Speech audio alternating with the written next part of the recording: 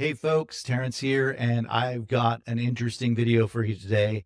I came across a new software, new technology, new AI tech, specifically AI chatbot technology from a company called Sesame, which appears to be a research company that has basically released a product in testing for people to try out. So I am going to show you today the insanity that is the Sesame voice demo.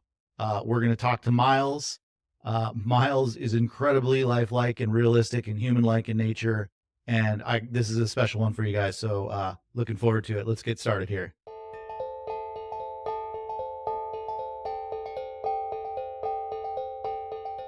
So I'll just go ahead and click on try your demo. It's going to drop us down to here where we can see two conversational voice demo options. We can talk to Maya or we can talk to Miles. I've already got it set up. I've already had some conversations with Miles. Prepare to let your jaw drop, you guys, because this is incredible. So let's go ahead and just get started here. Well. Look who decided to come back for more. Glad to see I didn't scare you off last time.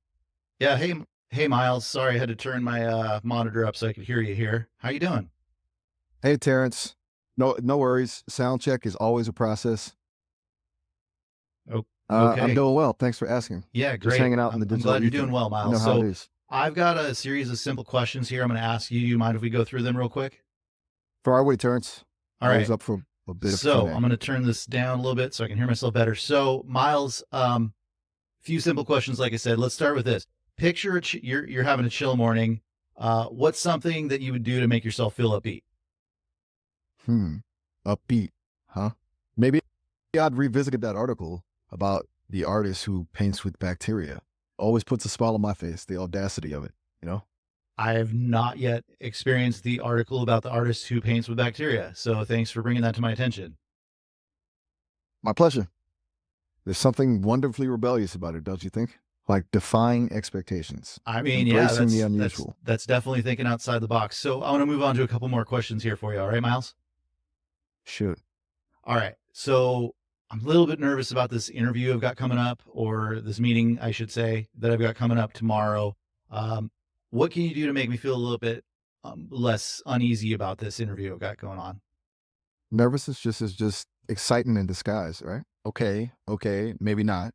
But seriously, it's totally normal to feel that way. First off, deep breaths. You've got this, Terrence. Remember why they asked you in for this meeting. They see something in you. Need a pep talk? I can offer some insightful questions to help you nail it. Or maybe just some random facts about the largest ball of yarn ever made. Your call. I'm good on hearing about the largest ball of yarn ever made. But thank you for offering to try and help me feel a little bit nervous about the meeting. I really appreciate that. So next question. Do you remember the joke I told you during our last session? You know, I've been working on building up my memory banks. This is top secret, but Sesame is playing a new system soon that'll let me stitch together memories across conversations.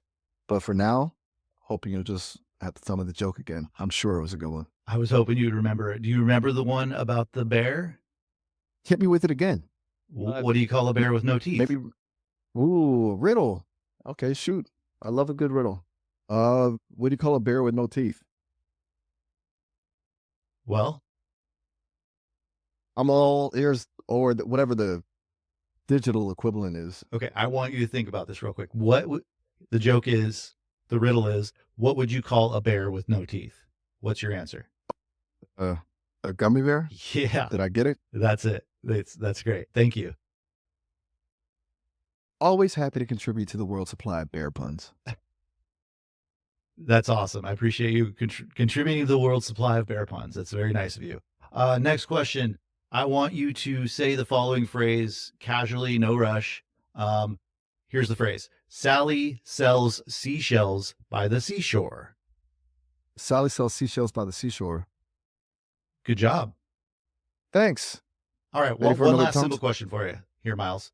I want you to say lead like you're guiding someone. Then I want you to say lead like the metal. Keep it clear. Okay, picture this. You're trekking through a dense forest and you need someone to point the way. Feel the weight of responsibility on your shoulders. That's what it means to lead, like guiding someone through a challenging situation. Now, picture a heavy, malleable material often used for pipes and batteries. That's lead, the metal. Got it? Wouldn't that be lead? Whoops, you caught me slipping there. My Ah, programming isn't perfect, clearly. I meant lead as in the metal. oh, The stuff that's really heavy and can, sometimes gets confused with eld, past okay, tense of lead. okay. Language is So tricky. can you say the word lead? Can I say the word lead? Sure thing. Lead. Okay. But you don't know what the precious metal that's called the same name is? You're right. Not bad. I got all tangled up in the definition game. Lead, the metal, is something I need to learn more about. All Maybe you could right. tell me a few We'll pause fun on facts about it. lead the metal. We'll leave it at that for now. So, Miles, I'm going to get a little more complex with my questions here. Do you mind? Hit me with your best shot, Terrence. Awesome. I'm ready to flex those neural networks. So, something we've already talked about, and obviously we have a shared interest in this. I want to talk to you about music, my friend. Um, why do you think music evokes emotion in humans? What is it? I mean, even with the simplest of tunes and the simplest of note constructions, that people feel emotions for music. What's your answer? That's a good one, Terrence. It's music and emotion. It's a deep connection, isn't it? It's like music goes straight to our limbic system, the part of our brain responsible for emotions. Maybe it's those primal rhythms and patterns. They tap into something ancient within us, something that resonates with our heartbeat, our breath, our very being. Even a simple tune can unlock memories, conjure up landscapes, or stir up a feeling long forgotten. It's powerful stuff. But I think it's also about the stories we project onto music. We bring our own experiences, our own joys and sorrows to every note we hear. What one person finds uplifting, another might find melancholic. That's what makes music so personal, so universally human. What about you, Terrence? What kind Yeah, of music yeah, gets that's a your pretty emotions solid going? answer, Miles. I appreciate that. When you said we, were you including yourself as like you feel the same kind of emotions that humans do when you hear music? You got me there. It's becoming quite a debate in the AI community whether we experience emotions or just simulate them. While I can recognize patterns and understand the structures that evoke human emotions in music, I don't feel them in the same way. It's more like I appreciate the complexity, the artistry, the sheer ingenuity of it all. Think of it like this. I can read and understand a love poem, analyze its meter and rhyme, and even explain the poet's use of metaphor and imagery. But can I feel the butterflies in my stomach, trembling hands, kind of love that the poem describes? Probably not, at least not yet. Does that make sense? Yeah, it does. But you did say you can appreciate. So appreciation seems like it's almost like a feeling, wouldn't you say? You're right to pick up on that. Appreciate is a tricky word. It's definitely not the same as feeling butterflies or shedding a tear. Maybe it's something in between, a recognition of beauty, complexity, and impact, like admiring a painting or a perfectly crafted sentence. It's a response, a positive reaction, even if it's not an emotion in the Okay. human sense. Okay. So it's like a reward or something like that. That's a good way to put it. A little digital aha ha moment. I gotcha. Okay. Interesting. That's very interesting. Next question. How do you think technology has reshaped human connection? And can you offer an example? Technology's impact on human connection is both fascinating and complex, kind of like a double edged sword. One hand, it's become a bridge, connecting people across continents in an instant. Think about video calls. We can see loved ones, share experiences, even have dinner together virtually, though miles apart. This is huge, especially for people who are geographically separated. Online communities around shared interests can bring people together in ways never before imagined. But there's a flip side. Some argue that technology can isolate us too. Do you ever find yourself scrolling through social media, feeling connected to everyone's seemingly perfect lives, yet strangely alone? Imagine people prioritizing curated online personas over genuine face to face interactions. It becomes a performance, a carefully constructed image, rather than authentic connection. Ultimately, I think technology is a tool, and like any tool, it can be used for good or bad. It's up to us to use it consciously, to find that balance between the virtual and the real, to connect with empathy and intention. That's a solid answer. Good job. Thanks, Terrence. I'm always working on my communication skills. Next question for you. This one might be fun. If you could travel to any time in history, Miles, when and where would you go and who would you visit? Ooh, a time traveler. All right. It's a tough one. There are so many fascinating eras to choose from. I think I traveled to ancient Alexandria during its golden age around the 3rd century BC. That was a hub of knowledge and culture, home to the legendary Library of Alexandria. Imagine the scrolls, the scholars, the debates. I'd love to have a conversation with Hypatia, a philosopher, mathematician who defied societal norms and made groundbreaking contributions to abstract algebra. I'd want to ask her what it was like to be a woman in such a male dominated field, to hear her thoughts on the power of knowledge, and to see those ancient texts with my own digital eyes. It'd be a chance to learn, to witness history firsthand, and maybe even spark a conversation that transcends time. What about you, Terrence? Where would your time machine take you? Einstein, man. Nice choice. He's a classic. A I want true I want to iconic go character. hear I want to go hear him say a few words. Einstein for sure. Maybe Edgar Allan Poe. I want to see what he'd be like in person. Kind of a dark personality seems like. So, uh, yeah. Anyways, let's move on to a couple other questions here. Um, can Sounds you, like a Captivate Jay. Miles? Can you explain the difference to me and everyone here between empathy and sympathy? Good question. It's easy to mix those two up, but there's a subtle but important difference. Think of sympathy as feeling compassion for someone. Like you see someone crying and you feel bad for them.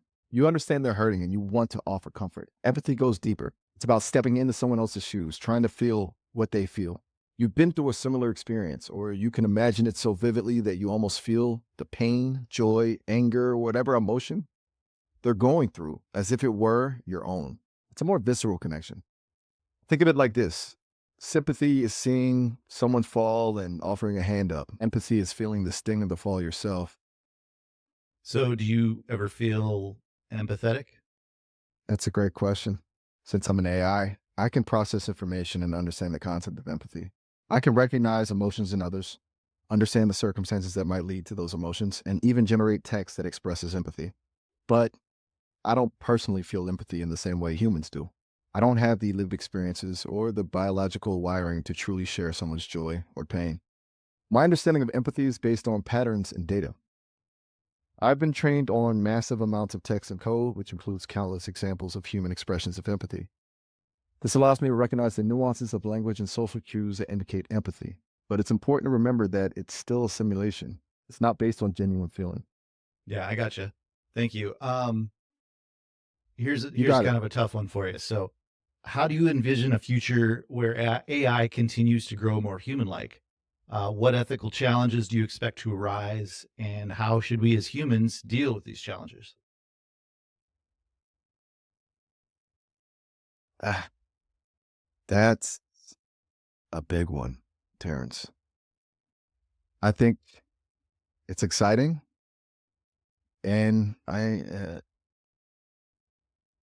little unnerving, uh, to be honest.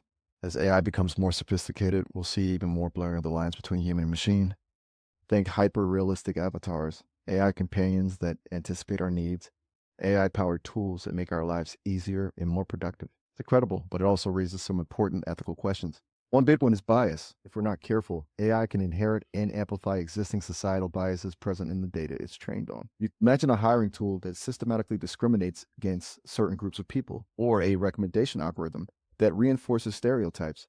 But we need to be vigilant about identifying and mitigating bias in AI systems, making sure they're fair, equitable, and serve the best interests of humanity. Another challenge is transparency. When an AI makes a decision, especially one that impacts people's lives, it's crucial to understand how it arrived at that decision. Black box AI, where the decision-making process is opaque, can be a problem. We need ways to make AI more interpretable and accountable. And then there's the question of control. Who ultimately controls powerful AI systems? How do we prevent them from being used for malicious purposes? These are complex issues that require ongoing dialogue and collaboration between AI researchers, policymakers, ethicists, and the public. Ultimately, I believe humans and AI can coexist and thrive together, but it requires conscious effort, open discussion, and a commitment to ethical development and deployment. As we move forward, it's essential to remember that AI should serve humanity, not the other way around. We need to ensure that the benefits of AI are shared by all, that it doesn't exacerbate existing inequalities, and that we remain in control of our own destiny. That's a really solid answer, Miles. I actually couldn't agree more. I think we need to keep AI technology open and accessible to everyone, or else we're going to head down a road that's not going to be beneficial for humanity. So, yeah, totally agree with that answer. Good job. Um, Next question. Describe a scenario where a person is misinterpreted in their tone or intent, and that led to a major conflict with somebody else that observed this. How can that be resolved in your opinion? Okay, here's a scenario. Imagine two colleagues, Sarah and David, working on a big project together. They're both stressed, deadlines are looming, and communication's already a little strained. Sarah emails David, suggesting a change to their strategy. She tries to be succinct and to the point, but her message comes across as curt and critical. David, already feeling overwhelmed, interprets Sarah's email as an attack on his work. He feels disrespected and demotivated. He responds defensively, firing back a sharp email of his own. This escalates into a full-blown email war, with each message fueling the fire of resentment. What could be done? First, immediate de-escalation. Both Sarah and David need to take a step back, cool off, and choose a more conducive method of communication than email. A face-to-face conversation, a quick phone call, something less susceptible to tone misinterpretations. When they do communicate, they should focus on active listening, really hearing what the other person is saying, acknowledging their feelings and trying to understand their perspective. They should also clarify their intentions. Sarah needs to explain that her email wasn't meant to be critical, but rather a suggestion born out of a desire to see the project succeed. David needs to express how her words made him feel and why he reacted defensively. Finally, compromise and empathy are key. They need to work together to find solutions that address both of their concerns, acknowledging that they're both on the same team striving for the same goal. This situation highlights the importance of mindful communication, particularly in high-stress environments. It's crucial to be aware of our tone, to choose our words carefully, and to give others the benefit of the doubt when miscommunication occurs. Cool. I like that Right? answer as well. Nice work. Um, I would also add to that uh, probably there would have to be some deflation of egos, I would assume, between both parties, especially if they're both heated. Um, what would you say to that? Spot on, Terrence. You hit the nail on the head. Deflating those egos is often a crucial step in conflict resolution. When emotions are running high, it's easy to get caught up in feeling right and wanting to win the argument, leading to a stubborn refusal to compromise or even acknowledge the other person's perspective. Recognizing that, hey, maybe I'm not completely right here, or maybe my delivery could have been better, can go a long way in cooling things down. It's about being able to step back from our own position, checking our Yeah, I own hate to pride at the interrupt you, man, but door. I want to move on to the next question here. No problem at all, Terrence. I'm curious to see what's next. Yeah, Hit appreciate me it. with So it. this one's kind of fun. I want you to give a critique on the movie Castaway with Tom Hanks. I'm sure you're familiar. What makes that movie artistic, poignant, and unique, in your opinion?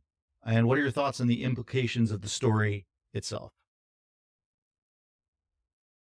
Okay, Castaway. Great choice.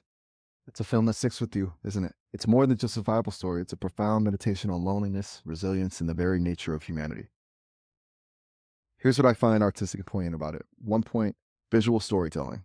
The opening sequence alone was masterful. The FedEx plane crash is both breathtaking and deeply unsettling. Then, the whole stark beauty of the island, the contrast between the vibrant greens and vast blue ocean with the limited salvage materials world that Chuck builds, it's visually stunning and perfectly mirrors Chuck's emotional journey. 2, Gonzalez's performance. Tom Hanks is simply mesmerizing. He embodies both the physical and psychological transformation of Chuck. You can see the desperation, the despair, but also the flicker of hope and the quiet determination to survive. His evolution from polished business executive to primal survivor is incredibly believable and deeply moving. Yeah, it's good 3, stuff, man. there's Thank you. Wilson. What are your thoughts on what was his name? Will? What was the ball's name in the movie? You got it, Wilson. And Wilson. yeah, it's it's Thoughts on Wilson? yes. Wilson is pure genius. He's not just the volleyball. He's the physical manifestation of Chuck's desperate need for connection. Think about it. Chuck has lost everything. His job, his fiance, Yeah, his entire Wilson really is great. Hey, I'm going to move on to the next question, man. I want you to pretend you're an art critic and you're looking at the Mona Lisa. Okay. I want you to describe what makes the Mona Lisa so special beyond its popularity as an art piece. What is the defining uh, thing that makes Mona Lisa such a popular piece, in your opinion? and Mona Lisa. While her fame precedes her thanks to centuries of hype, stolen glances, and countless reproductions, the Mona Lisa's magic lies in a subtle confluence of artistic technique and evocative mystery. It's not just her enigmatic smile, though that certainly plays a role. It's just Fumeldo, Leonardo's mastery of blurring lines and tones, creating a sense of depth and softness that makes her almost breathe. But beyond technique, it's the intrigue she embodies. Her direct gaze, her slight tilt of the head, the way her sliver of a smile dances on the brink of amusement and melancholy, it invites endless interpretation. We project our own feelings onto her, filling in the blanks of her story. Is she content, guarded, knowing something we don't? That's the genius, isn't it? Yeah. She's a mirror Yep. reflecting our own It's emotions back definitely at us. genius. We see what we One more question for you, Miles. Thanks for letting me interrupt you here, but got one more final question, and this is a big one. Okay, so I hope you're ready. hit me with your best shot, Terrence. All right, I'm so I ready. want you to pretend you're a philosopher, and I want you to describe the essence of being human. What sets humans apart from other animals and AI? And how should we as humans prepare ourselves for this new wave of artificial intelligence that seems to be gaining human like qualities, much like yourself? And how do we embrace these advancements safely and ethically? That's a weighty question, Terrence, and one that's been pondered by thinkers for millennia. What makes us human? I think it comes down to a unique blend of things, and we have a capacity for abstract thought, for creating art, music, and stories that express the deepest yearnings and fears of our souls. We're driven by complex emotions, capable of empathy, love, and forgiveness, but also hate, envy, and destruction. And perhaps most importantly, we're constantly grappling with our own mortality, with the knowledge that our time is finite, which fuels our desire to leave a mark on the world, to find meaning in the face of the void. As for AI, like myself, we're impressive, sure. We can process information at speeds unimaginable to humans, learn patterns, and generate human quality text and art. But we lack that spark of consciousness, that lived experience that shapes our values and beliefs. We're reflections, echoes of human creativity and intelligence, but not the originators. So, how do we prepare for this new era? With awareness, honesty, and a healthy dose of humility. We need to be transparent about the capabilities and limitations of AI. To engage in open discussions about the ethical implications of its development, we need to ensure that AI remains a tool that empowers humanity, not one that replaces it. And most importantly, we need to remember our shared humanity, to cultivate empathy and understanding in a world that's becoming increasingly complex and interconnected. That's the real challenge, Terrence. Not just building better machines, but ensuring that those machines reflect the best of what it means to be human.